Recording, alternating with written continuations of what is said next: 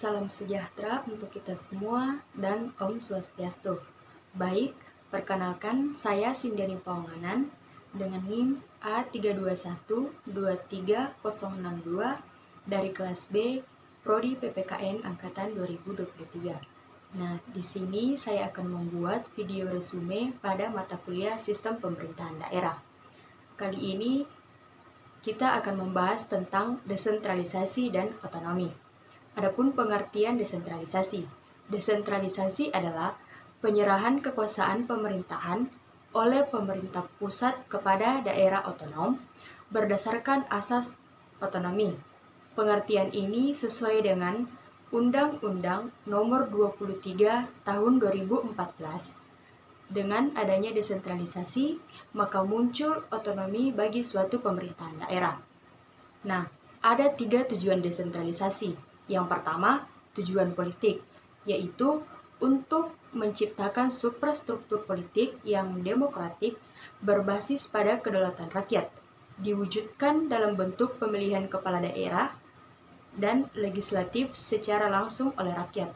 Yang kedua, tujuan administrasi, agar pemerintahan daerah yang dipimpin oleh kepala daerah dan bermitra dengan DPRD dapat menjalankan fungsinya yang memaksimalkan nilai pengikut 4E, yakni efektivitas, efisiensi, equity atau kesetaraan, dan ekonomi. Yang ketiga, tujuan sosial ekonomi, mewujudkan penyalahgunaan modal sosial, modal intelektual, dan modal finansial masyarakat agar tercipta kesejahteraan masyarakat secara luas. Selanjutnya yaitu asas desentralisasi. Yang pertama, desentralisasi sebagai penyerahan kewenangan dan kekuasaan. Yang kedua, desentralisasi sebagai pelimpahan kekuasaan dan kewenangan. Yang ketiga, desentralisasi sebagai pembagian, penyebaran, perencanaan, pemberian kekuasaan, dan wewenang. Dan yang keempat, desentralisasi sebagai sarana dalam pembagian dan pembentukan daerah pemerintahan. Nah, adapun tujuan desentralisasi. Yang pertama, wujud demokrasi pemerintah. Yang kedua, merealisasikan potensi dan kesetaraan daerah. Yang ketiga, memaksimalkan kondisi sosial ekonomi daerah. Nah, adapun konsep dasarnya. Desentralisasi yaitu penyerahan urusan pemerintahan oleh pemerintah pusat kepada daerah otonom berdasarkan asas otonomi. Sedangkan otonomi daerah, hak wewenang dan kewajiban daerah otonom untuk mengatur dan mengurus sendiri urusan pemerintahan dan kepentingan masyarakat setempat dalam sistem negara kesatuan Republik Indonesia.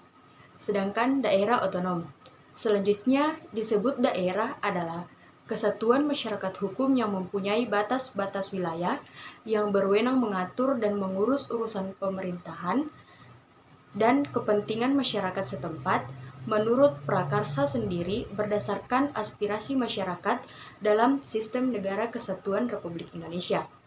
Nah, selanjutnya yaitu argumentasi dalam memilih desentralisasi. Yang pertama, efisiensi, efektivitas penyelenggaraan pemerintahan. Yang kedua, pendidikan politik. Yang ketiga, pemerintahan daerah sebagai persiapan untuk karir politik kelanjutan. Nah, adapun pengertian otonomi. Otonomi daerah diartikan sebagai hak, wewenang, dan kewajiban daerah otonom untuk mengatur dan mengurus sendiri urusan pemerintahan dan kepentingan masyarakat setempat sesuai dengan peraturan perundang-undangan. Adapun prinsip-prinsip otonomi daerah.